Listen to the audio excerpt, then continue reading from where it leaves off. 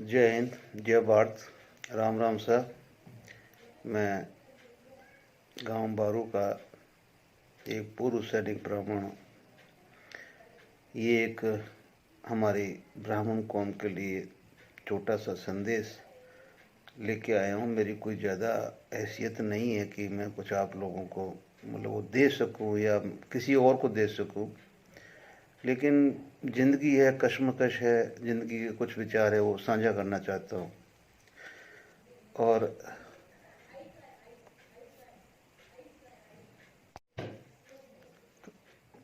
तो मैं अपनी कौम के बारे में एक दो बातें, क्योंकि आज सोशल मीडिया पे एक जैन मुनि जी का एक प्रवचन देखा और उन्होंने बहुत ही अच्छी बात बताई कि भी इस देश के अंदर अभी एक चलन पड़ चुका है, नेता का लड़का नेता बनता है, डॉक्टर का डॉक्टर बनना चाहता है, वकील का वकील बनना चाहता है, इंजीनियर का इंजीनियर बनना चाहता है।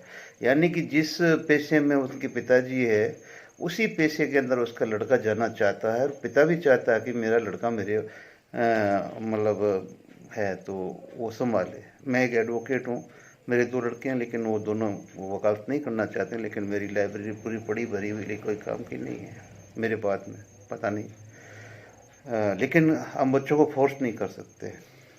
अब यहाँ बात आई ब्राह्मण की। अब यहाँ ये है कि हम ब्राह्मण यजमानी प्रथा पे अपना जीवन यापन करते हैं। अगर हम 5, 7, 10% हम देख भी लेंगे भी बाहर निकल गए हैं तो वो अलग चीज़ है कि उन्होंने बिजनेस स्थापित कर लिया, अपने आप को स्थापित कर लिया। लेकिन मोर ओवर गाँव के अंदर आज भी यजमानी प्रथा के अंदर ब्राह्मण अपना कर्तव्य निभाते हुए आगे बढ़ रहा है। फिर राजनीतिक परिप्रेक्ष्य के अंदर ब्राह्मण को पता नहीं क्यों बहुत ही छोटा और ओछा समझ लिया गया कि यार छोड़ो, ये तो एक ब्राह्मण है, क्या है इसके पास में, क्या है, क्या इसके पास में।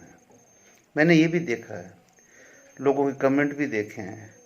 अब EWS में जब ये आपस में मैंने एक दूसरों को, राजपूत को ब्राह्मणों को आपस में कमेंट्स करते हुए भी देखा है, लेकिन वो तो उनकी राजनीति है, चलो उनसे कौम से कोई मतलब नहीं है। जिस आदमी ने कौम के बारे में नहीं सोचा है उसका आगे अस्तित्व कुछ है ही नहीं ना, तो मैं उसके बारे में बोलूँ ही क्यों। मैं अपनी कौम के अस्तित्व के बारे में ज़रूर बोलूँगा कि आज हमारे 3, 3, 4, 4 लड़के होते हैं। मेरे 2 लड़के हैं, लेकिन मैं दोनों को बोलता हूँ भाई पंडिताई सीखो, लेकिन बोला नहीं पापा जी नहीं सीखेंगे।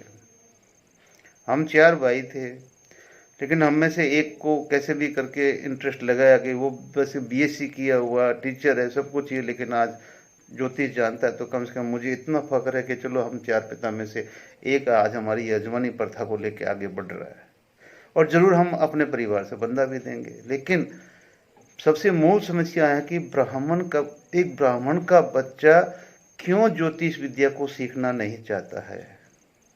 कारण क्या है? कारण यही है मान और सम्मान।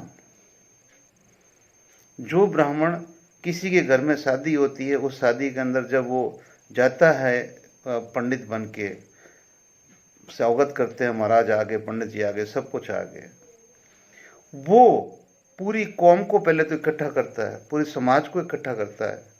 सबसे पहले बोलता है कि भाई आपका मेघवाल कहाँ है, वो लेके आया कि नहीं लेके आया। तो वो लकड़ी लेके आते हैं, वो गाड़ी के ऊपर, उसमें सारा वो सब कुछ उसको भी पुजवाता है, सब कुछ उस पर ओढ़ना, उसका जो भी लगान है सब उसको दिलाता है। मुगदनी बोलते हैं उसको, वो करवाता है। कुम्हार को बुलाता है, भाई बे लेके आ चौरी के लिए, जो कुछ भी है, बटबेड़िया है वो लेके आ, उसको बुलाता है, उसको उसका हक दिलाता है। उसके बाद में नाई को बुलाता है कि भाई तेरा ये काम है, तू भी अपना कर, उसका हक दिलाता है। यहाँ तक कि शकुन के लिए वो घर के मालिक को बोलता है कि भाई जो गांव में अपना मैत्र है तो उसको भी बुला के रखो, जब बारात रवाना होगी या जब आएगी तो पहला शकुन मैत्र का होना चाहिए।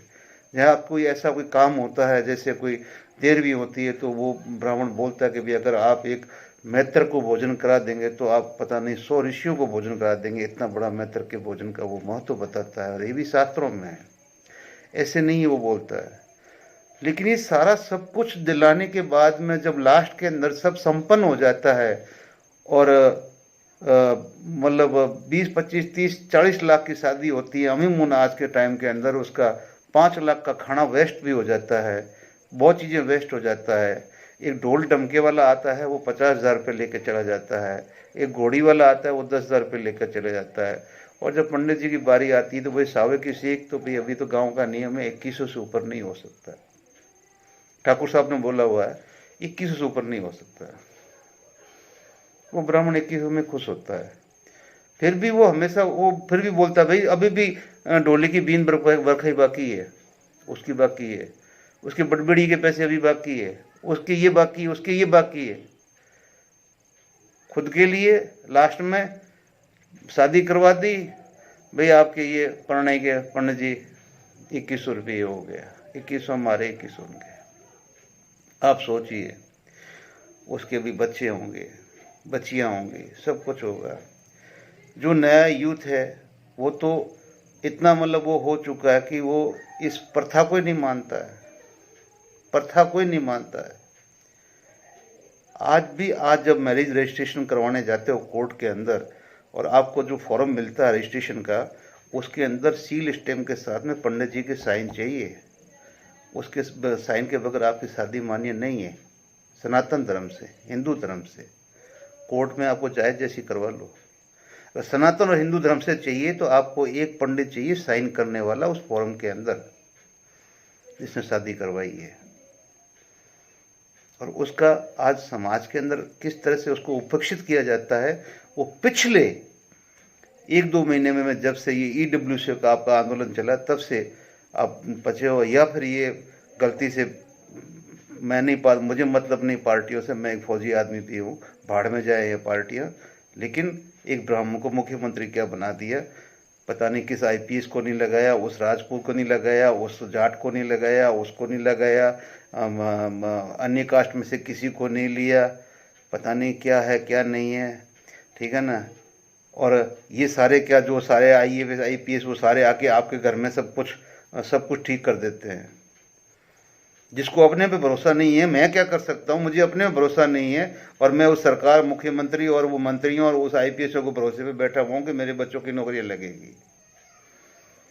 और पक्ष और विपक्ष बना के और एक तरह से माहौल ऐसा पैदा कर देते हैं कि हम अपने समाज का बेड़ा गर्क कर देते हैं, बेड़ा गर्क कर देते हैं। सदियों से साथ में जीते मरते आए हैं, ठीक है ना। अरे याद है आपको, याद नहीं लेकिन पढ़ो ना आप मुगल शासन का इतिहास। उस इतिहास के अंदर कुछ बातें हैं तो सामने नहीं है, लेकिन पढ़ोगे तो वो भी मिलेगा कि राजपूत का सशक्तिकरण का कारण क्या है। बोले इनके धर्मगुरु पंडित, वो जो बोल देते हैं वो राजपूत के लिए लकीर होती है। तो बोल ठीक है साड़ो इन्हीं को काटो। औरंगजेब ने हुक्म दिया जनेऊ देखो गला काटो, जनेऊ लाओ, 1.25 मन में जनेऊ के बाद में खाना खाऊंगा। याद है ना, क्यों कि वो राजपूत की शक्ति है। वो समाज के किसी घटक का वो अहित नहीं सोचता है, एक ब्राह्मण कभी अहित नहीं सोचता है। उसके मुंह से जीते रहो फड़ो फूलो यही निकलता रहता है। वही फटी हुई जूती, कंधे पे खड़िया, तिलक लगाया हुआ, एक गमछा डाला हुआ, वही घूम रहा है। अच्छा गाना गा दिया आपने, 5,000 रुपये निकाल के घोड़ के फेंक दिए। कोई ब्राह्मण की थाली में फेंकता है? आपके बना लोगों को देखा मैंने 10-10 हज़ार की गड्डियां फेंकते हुए ऊपर आसमान के अंदर, और नीचे नाचने वालियां वो लेती रहती है। किसी ब्राह्मण में फेंका कभी? हैं? ब्राह्मण ने ये कर दिया, ब्राह्मण ने ये कर दिया, ब्राह्मण ने नीचना कर दिया, ब्राह्मण ने समाज को बर्बाद कर दिया, ब्राह्मण ने हिंदू कौम को पीछे लेके चला गया। जिंदगी भर इसके लिए तुम्हारी नालंदा जलती रही, वो लिपियां लेके भागता रहा, सर कटवाता रहा, लिपियों को दिमाग में डालता गया कि बेचो चलो कोई जिंदा बच गया तो मैं लिख दूंगा दोबारा। हिम्मत तो आपकी ये है नहीं कि भी आपके बच्चों को पढ़ाने के लिए आज भी गुरुकुल चाहिए तो सरकार से लड़ो, गुरुकुल खोलो और फिर आप कौन साहब को भेजो, आपको गुरुकुल की शिक्षा मिले। और जब गुरुकुल की शिक्षा आपको मिलेगी तो आपका सनातन जिंदा रहेगा, आपकी तलवार में चमक आएगी। लेकिन जब तक गुरुकुल नहीं खुलेंगे ना, तब तक आप वही लॉर्ड मैकाले की यस नो मम्मी यानी डम्मी, पापा डैड डैड ये चलेगा और अपने आप को फख्र महसूस करते हो, ठीक है ना। हाथी पे तो तोड़ बंधवाते हो और वहां से उतार के फिर बाद में घोड़े पे बैठा देते हो, जिसको कहते हैं कि मतलब घोड़े से उतार के गधे पे बैठाना। फिर हमारी कौम में जो कुछ बन गए, पता नहीं उनके अंदर वो अहंकार घुस गया है कि जो कुछ है हमारे पास ही है। और मैं देखता हूं कि लाखों करोड़ों रुपयों का मतलब वो इस तरह से अमल करते हैं कि बस उनके पास तो कोई, अरे परसों वो भंवर जी की डाणी जली है चांपासर में।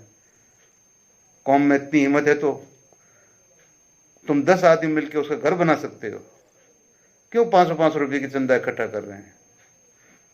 तुम में से है करने वाले, लेकिन नहीं करेंगे, ठीक है ना। क्योंकि ग्रुप में आपको चाहिए हैप्पी बर्थडे फलाना सिंह, अपना महाराज फलाने मंत्री, संगठन मंत्री, वो मंत्री वो मंत्री वो मंत्री, 50 वो हो गए आपके संगठन ब्राह्मणों के, वो अध्यक्ष वो कोषाध्यक्ष, फलाने का आज है, आज बर्थडे है, वो अब शादी वाला डे है, वो डाला। 1000 के ग्रुप हमारे बने हुए हैं, हम भी उसमें मेंबर हैं, देखते हैं, अच्छी बात है, ग्रोथ कर रहा समाज, क्या बात कर रहे हो यार। और जब बैठते हैं इकट्ठे तब हम लड़ते हैं कुत्तों की तरह। ये है हमारी एक असलियत, गाली देना मेरे को अच्छी तरह से, ठीक है ना। दूसरे को देते हैं 24 साल के बाद में। आपको क्यों पता नहीं था क्या कि इतिहास के अंदर मासिक धर्म से पहले हमारी बच्चियों की शादी हो जाती थी, उसके बाद जब वो 18-20 साल की होती थी तो वो ना करते थे। लेकिन ये था कि मासिक धर्म हम बाप के आंगन में नहीं होना चाहिए बच्ची का। चलो ठीक है, कानून अपनी बात कहता है, लेकिन तुम्हारा शास्त्र क्या कहता है, तुम्हारा सनातन धर्म क्या कहता है? तुम धर्म के विपरीत क्यों चल रहे हो? एक जैन मुनि आपको जगा रहा है, तुम्हारे अपने कहां गए? मैं तो शुक्र मानता हूं उन महाराज जी का जिन्होंने आज इतने कड़वे शब्दों के साथ में पूरे समाज को एक संदेश दिया। वही चीजें मैं दोहरा रहा हूं यार। कम से कम सोचो, कौम ही कौम की दुश्मन बन गई, कोई बचाने वाला नहीं है। धीरे धीरे ये राजनीति किसी के नहीं है, राजनीति सिर्फ एक वोट की है। तुम्हारा वोट पड़ गया, सही लग गया, उसके बाद में तुम्हारा कोई वजूद नहीं है। चाहे आप कोई भी है, कितने बड़े हैं, स्याही लग गई, चलो हो गया काम आपका। 5 साल के लिए आप उतर गए उसकी नज़र से। जब तक स्याही नहीं लगी ना, तब तक वो आपके पीछे पीछे उसके चमचे घूमते रहेंगे। इसलिए अभी भी वक्त है कि ब्राह्मणों को समझो, उनकी कद्र करो और साथ उनको बोलो कि ये सनातन धर्म हमें जिंदा रखना है, तो आप अपने बच्चों को गुरुकुलों में भेजो, उनको ज्योतिष विद्या सिखाओ, ताकि वो अच्छी तरह से आके हमारे घर यज्ञ संपन्न कराएं। हमारे घर में जो भी देवी का कार्य हो, जो भी हमारे भगवत कार्यक्रम हो, मद भागवत कार्यक्रम हो, वो बच्चे आके करवाएं। जब आप उनको अच्छी दक्षिणा देंगे, सब कुछ देंगे, मान सम्मान देंगे, तो हर आदमी अपने बच्चों को कड़छा लेके या वो रंदा देके कारीगर के साथ नहीं भेजेगा। वो बोलेगा जाओ बेटा काशी और जाके अपना वो दे के आओ। आज भी अगर बहुत कम बुद्धिजीवी है जिनको जब पता चलता है कि भाई एक वैदिक प्राचार्य बन गया ब्राह्मण का लड़का, वो भाग के अपनी बच्ची को देता है। लेकिन दूसरे लोग बोलते हैं अरे नहीं नहीं नहीं नहीं, क्या यार, वो तो फिर उसने भीख ही मांगनी है ना। अगर वैदिक कार्य सीखे तो क्या करेगा, वन कुंड वही करेगा, तो वही तो भीख मांगनी है, वो नहीं देगा अपनी बच्ची। तो समाज की कृतियों को ही पहचानो ना, मत करो ऐसा काम। समाज को वापस अपने ब्रह्म को पहचानो, ब्रह्म तत्वों को पहचानो, उस तत्वों को पहचान के अपनी उभरती हुई पीढ़ी को संभाल लो, शायद हम बच जाएंगे। मैं नहीं कहता कि बच्चों के ऊपर आप ये प्रेशर डालो, लेकिन बच्चे अगर आप इंटरेस्टेड है तो अगर कम से कम उसको उसके हाथ में ज्योतिष विद्या तो रहने दो, ठीक है ना। इसके बगैर ये सनातन खतरे में है। आपको कौन क्या बोलता है छोड़िए उसको, लेकिन अपना कर्म सबसे पहले। गीता को मानते हो तो अपने कर्म से दूर मत होइए भाई। यही मैं सभी अपने कौम के लोगों से भगवान श्री कृष्ण के वही शब्द दोहराता हूँ, एक तो निष्काम कर्म, कोई दे उसका भला ना दे उसका भला, भाई तुम्हारा काम हो गया, मेरी आशीष तुम्हारे साथ में है, मुझे तो वो मालिक देगा क्यों मैंने निष्काम कर्म किया। दूसरा, जो मेरा कर्म है मैं भी करूँगा, मेरा बेटा भी करेगा। मैं अपने बच्चों को खूब लताड़ता हूँ कि मेरे मरने से पहले अगर ज्योतिष विद्या नहीं सीखी तो तुम लोगों ने सोचो कि भाई हमारे नहीं, वो सीखेंगे, जरूर करेंगे, करना पड़ेगा, ठीक है ना। तो इसलिए मैं गलत बोल रहा है तो मुझे क्षमा करना, लेकिन प्लीज़ प्लीज़ सनातन धर्म के लिए ब्रह्म को मत भूलो, ब्रह्म का जाप करते रहो और ब्रह्म के साथ चिपके रहो, उसके साथ चलते रहो, क्योंकि आप कलयुग के भूत देवता हो, कोई आपकी हस्ती को मिटा नहीं सकता। बहुत कौमें आए हैं मिटाने वाले, किसी से डरने की जरूरत नहीं। जय हिंद, जय भारत।